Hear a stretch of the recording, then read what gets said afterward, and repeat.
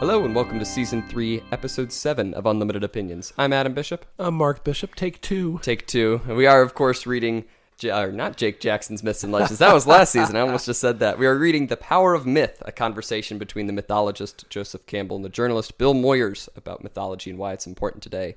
And as you just said, this is take two. Recorded 10 minutes, realized I was not recording through the mics and just through computer audio. Could not hear you at all. So we are starting over. We're starting fresh. The listener out there wishes that you would continue to not allow me to be heard. Probably. Whatever poor soul is listening to this. Yeah. But yeah, this episode is about the gift of the goddess, chapter 6 of The Power of Myth, discussing sort of gender roles in mythology and the role of the woman and how it changed between that and the role of the man over time. It was an interesting chapter. We had some good thoughts. They're now lost to time, so we'll be saying some of them again. Is the goddess the Egyptian goddess spelled N-U-T? Is that Nut or Nut? I think I'm not sure because I've heard people say it both ways, Nut and Nut. Nut. So the Egyptian goddess would be a nut. Was that the joke? That was the joke you came up with? The Egyptian goddess is a nut? Yes. That was actually the worst. All right, so Campbell and Moyers start off with discussing the father quest. And Campbell kind of talks about how we have this very common trope, this very common part of the story. You think it's a trope? I mean, I think trope. We've had this exact discussion before. Because you use that word, and I don't think you know what it means. You don't think I know what it means? A trope is like something to repetition. No, that's a cliche. So that it loses. It's very similar. Trope it's a cliche. You're talking about a cliche. What's the trope? Is more insulting, I think. I mean, I think trope is a neutral word. No. Yes, I think trope is a neutral word. You can look up the word trope. Trope. A trope is just a repeated part of a story that comes up in many stories. It's a trope, or it's a repeated character. It's what he's talking about with the mythic symbols and that sort of stuff. Well, tell the listener what trope he's talking about. Well, he's talking about. Say that. Yes, he's talking. I did, and then we lost the recording. But the trope he's talking about is about how very often the hero of one of the hero's journeys has to go out and find his father. Either the father died before he was born, or went to war when he was very young. That sort of thing pops up time and time again. And the way he explains this is that we usually have direct knowledge of our mother, but we may not know our father. So it's kind of necessarily the mother has to be there throughout the early life, but the father not necessarily so. And so this sort of repeated thing throughout history of children not knowing their fathers and that sort of thing is where we get this idea of the father quest.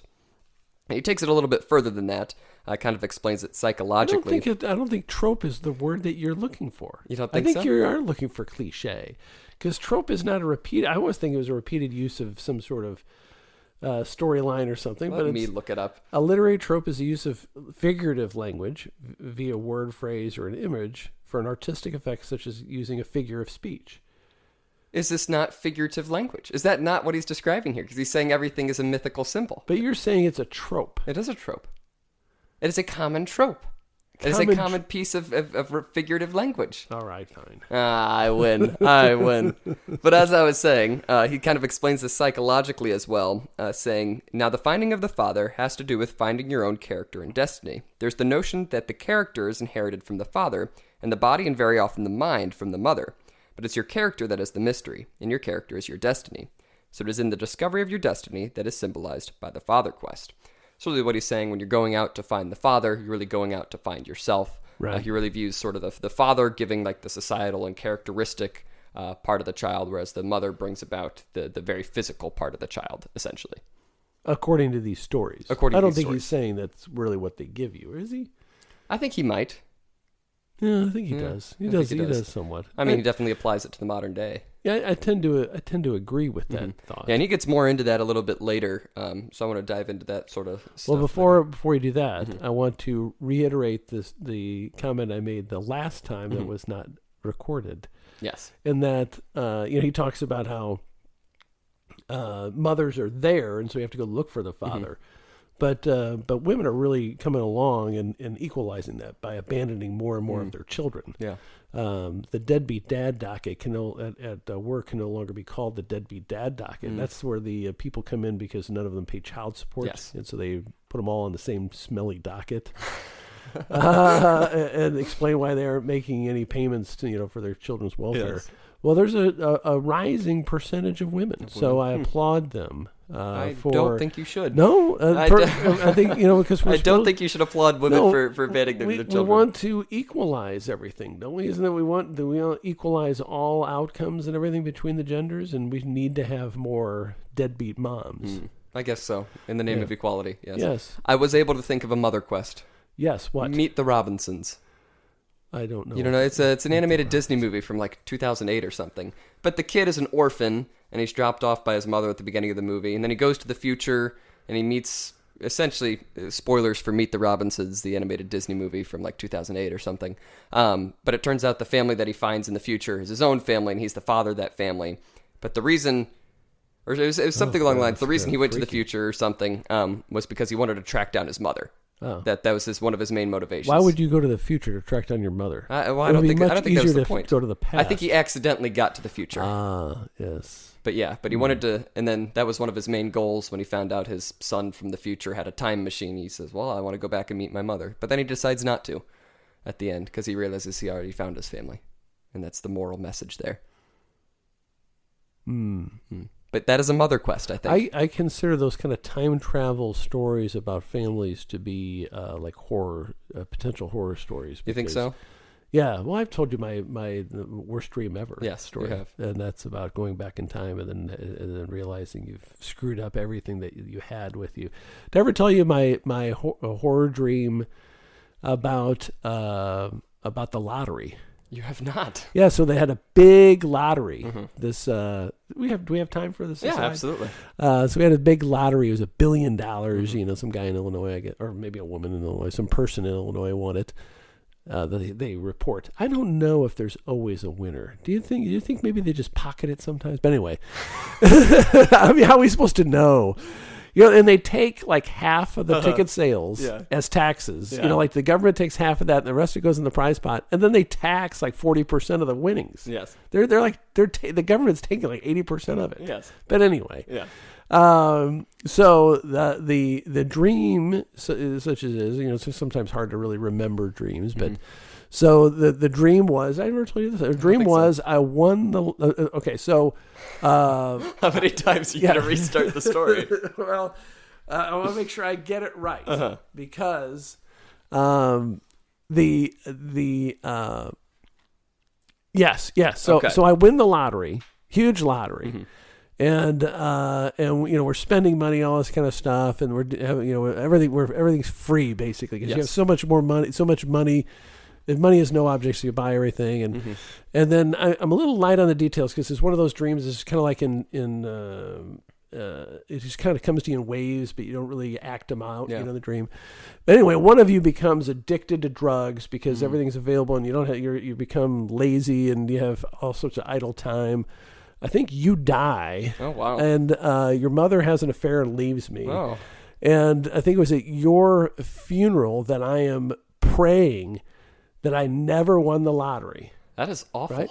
And then I wake up, like not wake up, but I mean in the dream, but then I come out of that prayer and the winning numbers are being announced and I lost and God answered the prayer. So then it dawned on me sometimes like what's it, I think it's a Garth Brooks song says sometimes unanswered prayers. Something about it. Basically, the best thing for you sometimes is unanswered prayers. And so I think of that. So I have repeatedly bought lottery tickets just so you can think, oh, let me need for one. But I almost always pray that I lose. What do you know? Because you know what? It can get a lot worse. Yeah. That actually kind of ties into something. This is a complete tangent here. Yes. Ties into something I've been thinking recently. And these people will remain nameless. But I've been realizing pretty rapidly just how few of some of the people around me like really know what they have. Like I know we're by no means struggling, but there's some people that I'm friends with that have it a lot better than us, Mm-hmm. and they think they have it a lot worse than us.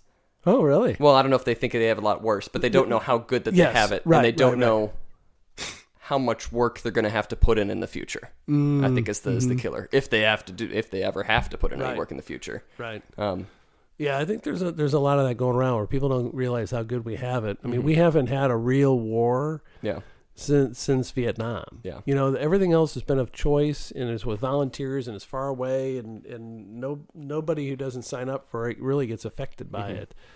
And if we have a real war, or we may be hitting into depression, economic depression stuff, food lines and that kind of stuff, and I didn't live through that, but my parents were old when they had me. They were in their mid-40s, and I'm old now, older than that now, and so they remembered. Like, my dad was born in 25, so he knew of the aftermath of the depression. yeah, Like how his parents basically were affected by that, and I think people really, especially your generation, doesn't realize how much of a struggle it can be, and very, very quickly.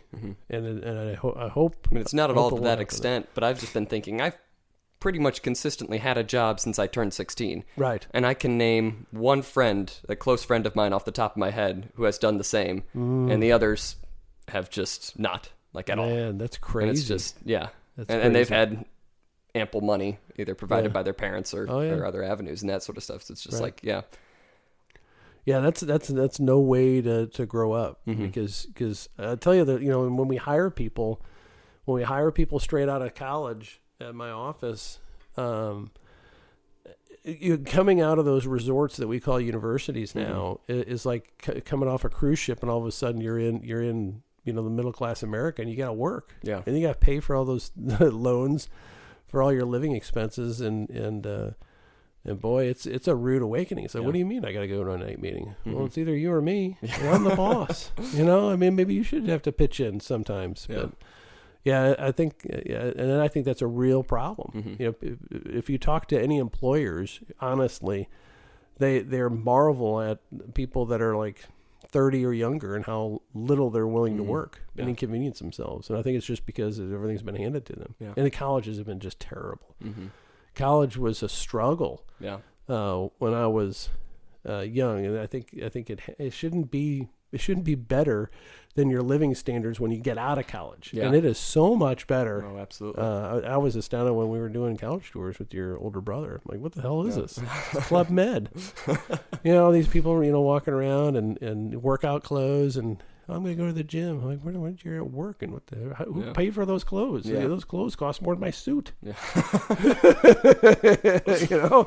Anyway, that's another a very rant. long tangent. Yes. We've only gotten to the second topic that I want to cover here, which is that of the agricultural goddess. And the point that Campbell makes here is that essentially in societies that have a central female deity, their creator goddess, or sort of the figurehead of their pantheons being female, these all stem from agricultural societies. So it kind of takes this idea that, the earth gives birth to life and plants in the similar way that a human woman would give birth to another human being. And they kind of take that and they extrapolate that. And it makes sense in a way for, to extrapolate that idea into, the supreme giver of life would, of course, then be a woman as well. And he also kind of says that when you have a creator goddess, it's her own body that is the universe. So essentially all is one, all is within the creator goddess when you have that central female deity, because everything is very much tied back to the earth. And it makes sense, his theories about why they are. And I think it's true that those agricultural societies had a female deity as I trust him. He's probably read more myths than I ever will in my entire life. Well, if we think of the myths from last chapter, I mean, if they had, I was thinking about that. If they were in a predominantly agricultural setting, it tended to have very strong female goddess creators. I guess, So if it's of course, everything was predominantly agricultural by population because there's so many of them. But as it eventually, because what he's saying here, that kind of leads into the point. The next point he has is that essentially these agricultural societies were eventually conquered by the nomadic herding societies, and because of the way that these societies functioned, they had a lot more warriors and a lot more weapons to either, take over the lands that they needed to have their cattle graze or defend their cattle and that sort of thing. And so that's where you see the sword and the masculine warrior replace birth and fertility as the main images, and the goddess becomes the god as the central figure in the pantheon. And we talked about this in take 1. I don't think we talked about take 2, about how he has a hard time classifying Jesus as obviously he's a male role, but he has a lot of the mystique of the female goddesses as far as the compassion and the creation side of it. And because I mentioned right as I figured out that we had not been recording, I was mentioning that that's kind of what he pointed out a couple episodes ago, right? And that Christ on the cross represents both sort of the human and the animal portion of that sacrifice, but also being completely tied to the earth in the figure of the tree or the cross there. Right. So it is an interesting combination there. He then gets in, and I'm going to read, I hope you don't mind, quite a bit of this conversation that they have here. What page? 214 to 215 about women's roles. Moyer starts off by saying, there are women today who say that the spirit of the goddess has been in exile for 5,000 years. And Campbell cuts him off. He says, you can't put it that far back, 5,000 years. She was a very potent figure in Hellenistic times in the Mediterranean, and she came back with the Virgin in the Roman Catholic tradition. You don't have a tradition with the goddess celebrated any more beautifully and marvelously than in the 12th and 13th century French cathedrals, every one of which is called Notre Dame. Moyers responds, yes, but all of those motifs and themes were controlled by males, priests, bishops, who excluded women, so whatever the form might have meant to the believer, for the purpose of power, the image was in the hands of the dominant male figure. And Campbell responds, you can put an accent on it that way, but I think it's a little too strong because there were the great female saints. Hildegard of Bingen, she was a match for Innocent III, and Eleanor of Aquitaine. I don't think there's anybody in the Middle Ages who has the stature to match hers. One now can look back and quarrel with the whole situation, but the situation of women was not that bad by any means. Moyers responds, no, but none of those saints could ever become pope. Campbell responds, becoming pope, that's not much of a job, really. That's a business position. None of the popes could ever have become the mother of Christ. There are different roles to play. It was the male's job to protect the women. And I just love this interchange between them because it really seems like Moyers is trying to get Campbell to agree with his point here, is that, women were kind of the underclass and they were beneath the men, which is in some ways true, I think, to a certain extent. But what Campbell's really saying is that, well, while the women couldn't do what the men could do, the men also could never hope to do what the women could do. Right. It's just two entirely separate roles, and that kind of goes back to what we were talking about earlier, in that we've completely lost that in a way. People are trying to make it so that there's no distinction between men and women in their roles in society. Well, it's also denigrating to women and the power that they have. And now, it's hard to make the argument, but like I know, I really appreciate Jordan Peterson's discussion of these types of topics of the ancient world, early even until the very modern world, where all of life for both sexes was brutal and short and painful. Full of misery and hard work from sun up to sundown. And there were gender roles and there was discrimination. In fact, it was, written in the law. But it wasn't great for anybody. And it's interesting to see Campbell, of all people, to talk about, well, so what, being a pope, that's just a job. And because it seems like Campbell's really focused on the spiritual well-being and spiritual development, that, having a day job is nothing to him, I think. And it's kind of interesting and funny to hear that.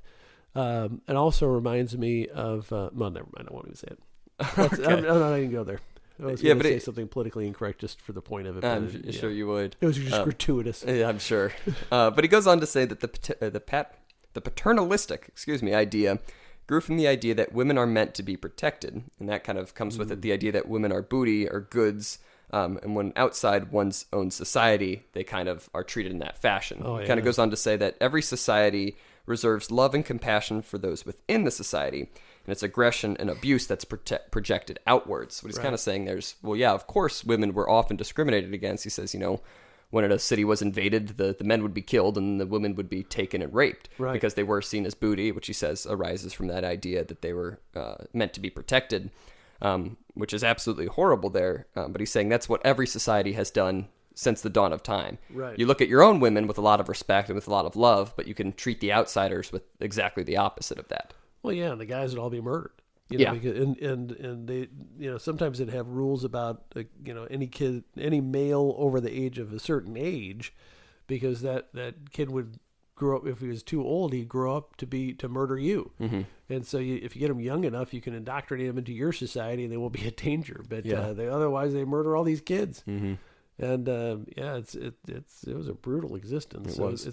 We forget that. We forget. Well, they weren't thinking, oh, I'm going to think about doing these things. It's just like it's just harsh reality back then, and it wasn't. They didn't have any professional thinkers thinking about the societal impacts of these the invasions and the counter invasions and stuff. And the next point he makes, the discussion that they go into, is about the virgin birth, which I thought this was a very interesting discussion that they had. Campbell says that the idea of the virgin comes into Christianity via Greek beliefs. He says that the only gospel writer to mention Mary's virginity was Luke, a Greek. He says that this idea of a birth coming from a virgin is seen in the Greek stories of Ida and the swan, Persephone and the serpent, and many more. What he essentially his point is here is that the virgin represents the begetter of the spirit in spiritual birth.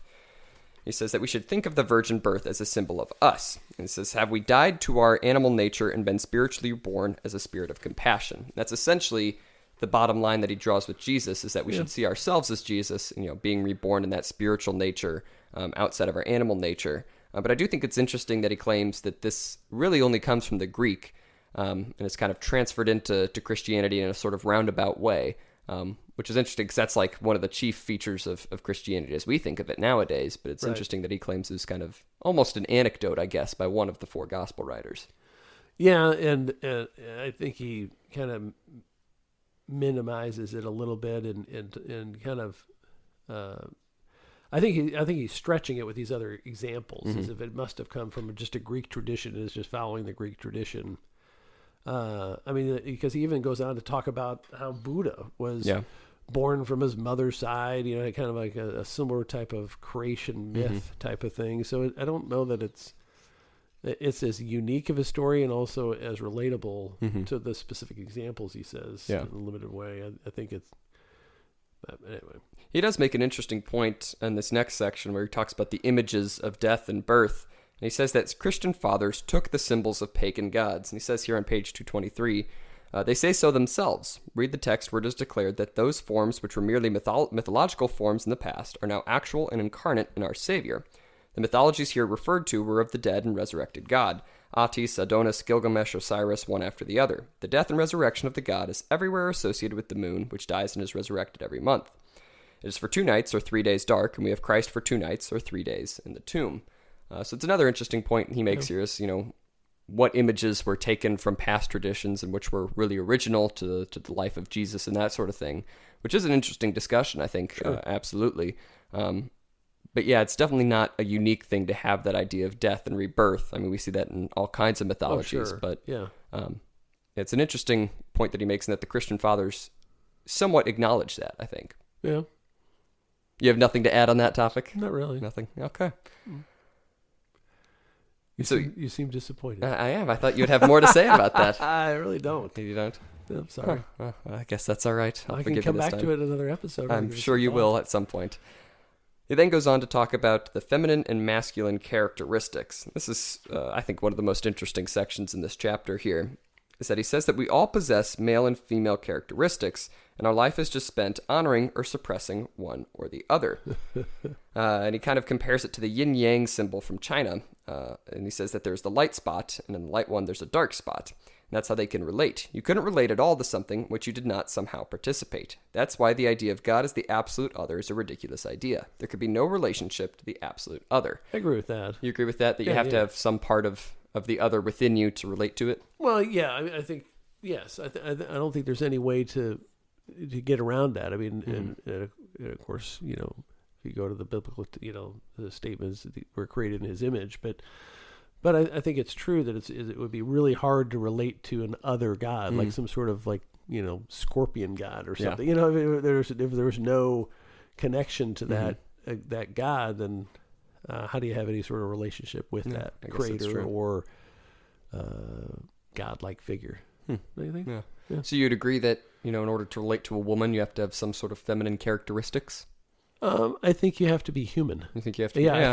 I think that's my connection. Yeah. Right. And I think people both understate and overstate those kind of qualities and qualifications. It's like, do I have to be, and then also defining what is the feminine traits. It's like, what is a woman? Every person has a different combination of traits, and enthusiasms and interests and all that, and intellect. And I don't like to categorize, but I mean, you can draw some averages. I mean, that's kind of what with physical characteristics, height, weight, strength, speed, those types of things. Of course, women, there's differences, with how the IQs are dispersed along the graph. There's different emotional aptitudes. So there's differences between the sexes. But to say I have to be feminine to understand women, I don't know. What do you mean by feminine? Well, that's kind of what he says next here. He says the feminine characteristics are more universally loving. The masculine are more disciplinarian. So what that's kind of tying back to his other point that, the mother gives birth to one's nature, the father gives birth to social character. So we inherit all the physical stuff and what's sort of innate within us from our mother through that universal love and through the birth and everything. But then our social character and how we function within society, we really get in teachings from our father. Yeah, and when I'm again saying that women are more universally loving is bullshit, right? Because we may show it differently, but I don't think women are more capable of love of their children or are more loving of their children than men are. I think necessarily. Well, I guess you would tie it back to the historical or mythological idea that women necessarily biologically had to be more bound to their children. Yes. I think that's really where he's drawing this connection here, and I think at his time it's less true then than it was a couple thousand years before that. I think even 40 years after he's saying that, like you were saying earlier with the deadbeat mothers, I think it's even less true now. Yeah, and I think a lot of it is opportunity. You think so?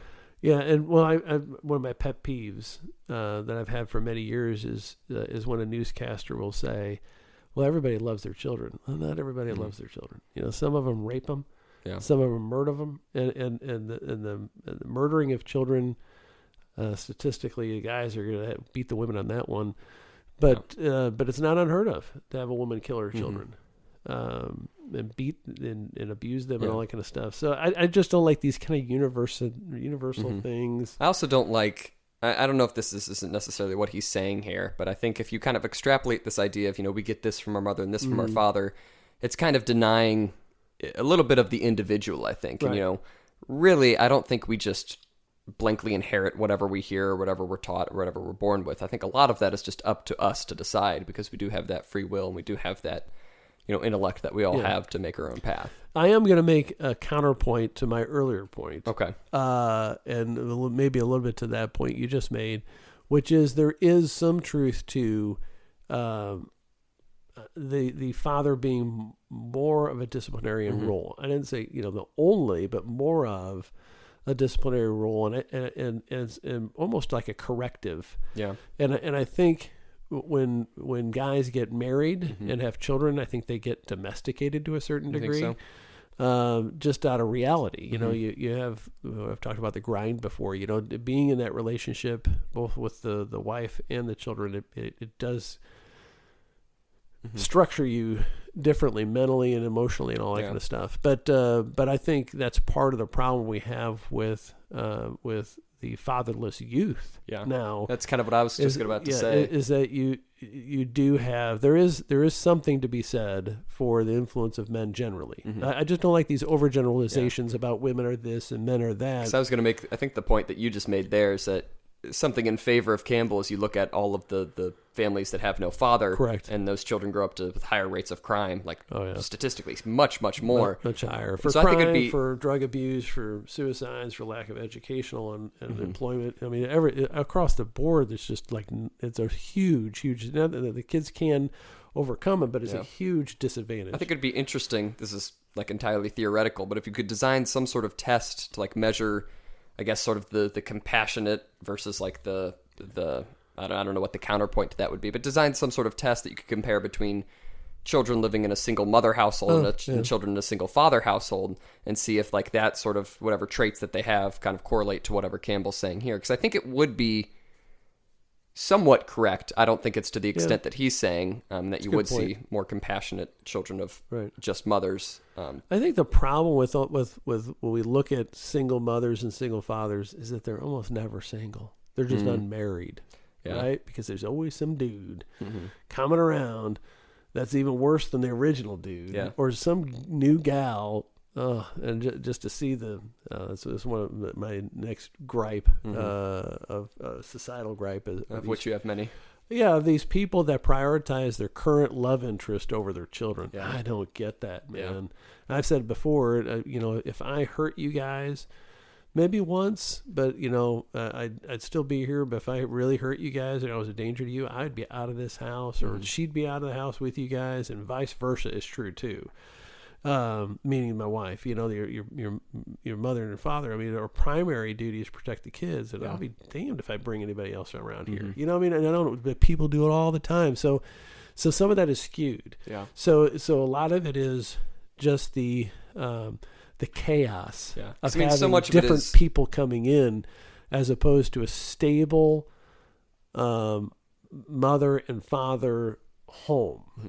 Much of it is just so many compounding factors there, where it's like, well, you have just about half the income as well. I mean, well, maybe not necessarily half, but much less income, and then much less education opportunities. And it's just like, well, what really is the defining characteristic there that is causing the issues? And I think it's all of them. I think it's all of the problems combined into one. It's just and the other thing, I'm going to say one last thing on this kind of side rant, is children, especially small children, absolutely have to have routine. I don't know why it is, but boy, they have to know when they're waking up that day who's going to be there and what they're going to do that day, and within rational limits. And there's too many people, too many kids growing up, but they don't even know now. Like they don't even I can't even understand some of these custody orders, and I'm a trained lawyer.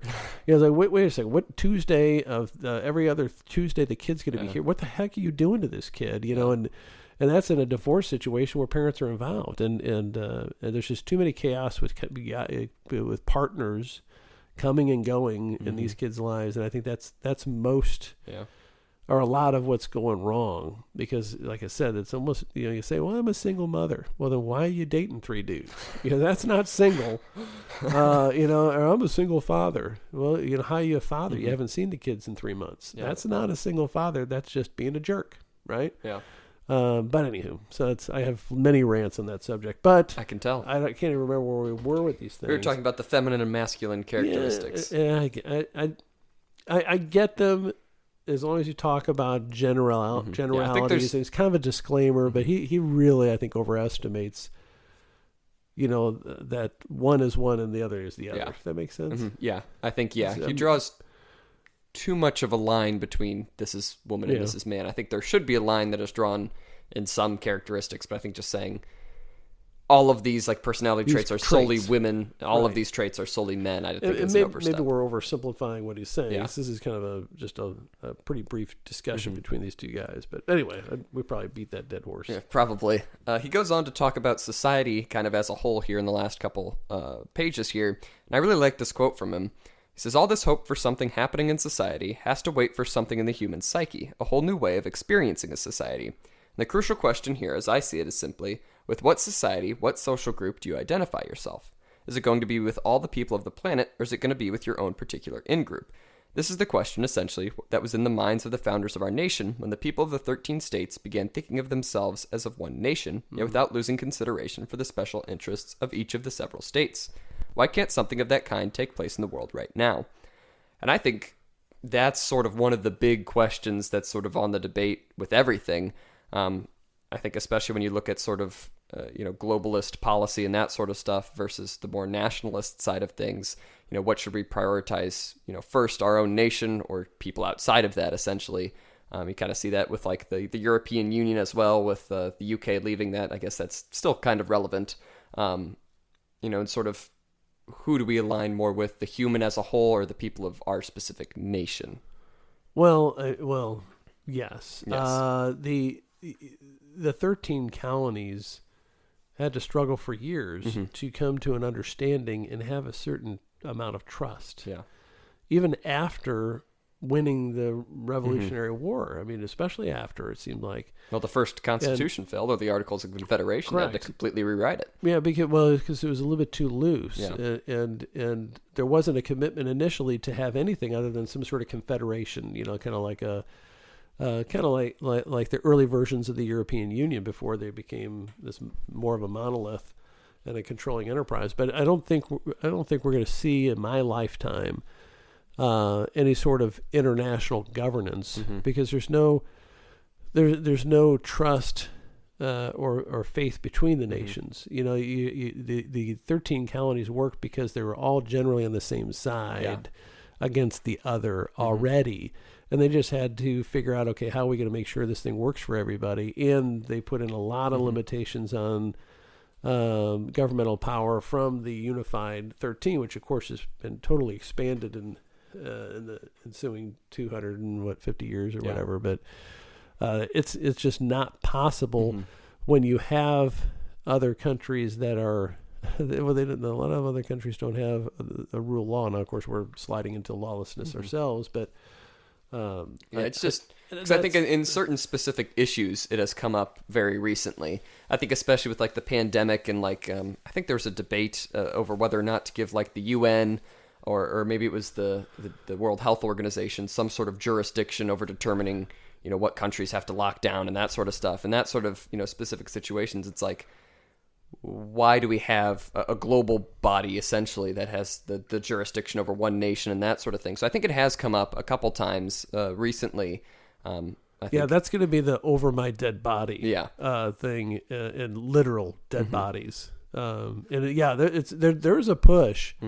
There's a push of the Great Reset. Yeah. There are people in this, powerful people in Europe and the United States that want to have a global governance. And they want to have it so that these foolish plebes that are beneath them are resisting their control, and they want to just blanket over. They basically want to rule over us. Yeah, I think it's interesting to think about, kind of what Campbell would think about that sort of idea, because I think he kind of goes on to talk about it here. He's definitely sort of in the universalist, naturalist. We're at one with the earth. All of humanity belongs to the earth. We're all sort of the same. But he's also a heavier proponent of every culture has their own mythology and their own stories. Right. So I think he would sort of draw the line there, and that we do not need to be all under one governing body. Well, I think eventually, I think it's going to happen. It should happen if everything progresses in a positive direction for a kind of a federation similar to the U.S. Constitution, where you have a division and an extreme limitation of powers. The further you go from local control, the less power it has, and that has to be it because there's less and less accountability. But there has to be a real movement to Republican. I don't mean that as a Republican Party, but Republican political philosophy all across the world. It can only republics could join a republic. Yeah. You can't have communist China in it. It just doesn't work. You can't have, because it has to be Republican all the way down. Correct. At every level. And we could have our own, just like Texas has a different kind of subculture than Missouri does, and Missouri has a different subculture than New York. It works within us because we're all Americans. Now we're starting to lose that, but we haven't lost it yet. But it was hard fought to get that. Because that's kind of what they bring up here, is that Moyers kind of talks about space a little bit. Right. Would that be the big unifying thing for all of humanity? And I think, well, if somebody attacked us, perhaps. Yeah, sure. But then maybe it'd be like Vichy France, and maybe some of us would turn on the others and say, here, you can kill all these people. But I want to say one last thing is, even though I'm a strong proponent of the United States and Republican form of government and all that kind of stuff, I am still a Catholic, and I still say that we are all on the same team. Yeah. It's just a lot of people don't realize it, and including myself. I got to remind myself, hey, we're all in this together, and we're all God's children, and we got to keep reminding ourselves of that. But also, that means we have to protect those people in other countries. Because I don't like this foreign intervention and foreign aid, all that kind of stuff.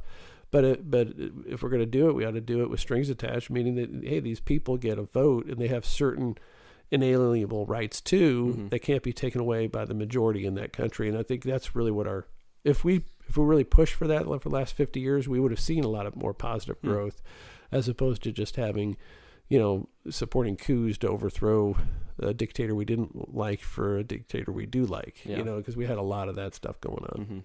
Absolutely. Any event. And he kind of goes on to talk about, I'm going to wrap it up here with one of the things he says, where they're talking about space and the vastness of the universe. And I really like what Campbell says here. He says, that's where we are, kiddo. And to realize that, you realize how really important you are, One little microbit in the great magnitude. And then must come the experience that you and that are in some sense one, and you partake of all of that. So essentially looking at all of the universe and how small Earth is, and then realizing how small you are on the Earth, but essentially we're all kind of the same thing here. It's also how important you are. That's what he's saying. Not that because you can get a sense that you are not important with the vastness of space, but you're so unique in all of that. Yeah, you're invaluable. Yeah, as a unique individual living right now. And then, because you can sometimes get caught up in, there's all these people that lived and died before me, these nameless people. Nobody knows who they were. They didn't even have real names. They wouldn't be published names for hundreds of years because they didn't have written language. They lived, loved, died, and somebody mourned them. Yeah. Nobody knows who they are. Nobody will ever know because they're gone. And so sometimes you think of yourself as that. But you can't get caught up in that because they were valuable, we're valuable, and just because there's a vast universe out there, you have to remember that you're so special just because you are the only one that's ever existed of you. I think that's one of the most interesting things that's come out of like the astronomy, essentially, or of studying the universe, is that people have been trying to figure out just how statistically likely it is for like life to exist on other planets. And what they've kind of realized is that it's so ridiculously unlikely that life should even exist here. Right. Like if the planet was spinning slightly faster, if we were slightly closer to the sun, like if Jupiter didn't exist, like we would not exist at all. Like Earth would be not a planet that would have life. And it's just crazy to think about that. Yeah, we're here and we're important, no matter the odds. Yeah. But then you think there's so many other galaxies and planets. There's got to be another one out there. You think so? Oh yeah. You think so? I think so. I mean, why would God have created all that other stuff? I guess eventually we'd go out there, I guess. Yeah. Maybe we're so far into the beginning of the human story that maybe we'll end up thousands and thousands of years from now, humans will be populating all those different galaxies. And it just started here. And we're just like the amoebas to us. Like we are to them what the amoebas are to us. Yeah. Yeah, that could be it. Maybe we're just the starting point of this huge adventure. Maybe we are the amoebas. Yeah, don't you think? I guess it's possible. Yeah. I mean, anything's possible when you're looking at that scale. If there's no life anywhere else, if we keep expanding, eventually we'll take over the whole universe. Yeah, I suppose so. Or else. Or I don't know what the or else would be. Do you have any other thoughts on the gift of the goddess? No. All right. You always end it that way. But you can, of course, follow us on Twitter at ULMTD Opinions. We also just decided the other day that there will not be a t-shirt giveaway for this season. We're probably going to do a combined giveaway for season 3 and 4, whatever we end up doing for season 4. We only have 2 more chapters left here, so we're nearing the end. So I'm sorry to all the diehard Unlimited Opinions fans who are really hoping to get a t-shirt. I'm sure there's thousands of you listening right now that have your hopes just destroyed. Well, but you have to wait. If they pay enough, we will design and send them a t-shirt. Oh, absolutely. There is a price. Yes, there's a price. We don't know what the price is, but make us an offer. Yes, tweet us just money amounts, just $ and numbers, and we'll consider it. And that's ULMTD Opinions. If you want to do that, we would appreciate it. Do you have any other thoughts? Any other rants you'd like to go on? Any other tangents? Any other bad jokes? No. All right. This has been Season 3, Episode 7 of Unlimited Opinions. I've been Adam Bishop. I'm still Mark Bishop.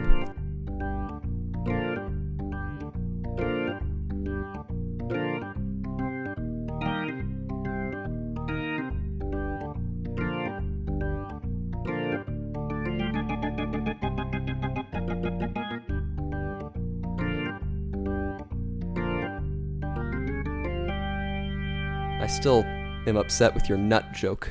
That was a terrible joke. It's like a. Was that on recording one or take two? Was that in this episode? Didn't I do both of them? I don't think you. No, I did a take two. You didn't I only take two. did take Okay, two because good. I Good. forgot I'm to glad say take one. the goddess was a nut joke and made it into this recording. That's the only thing of importance.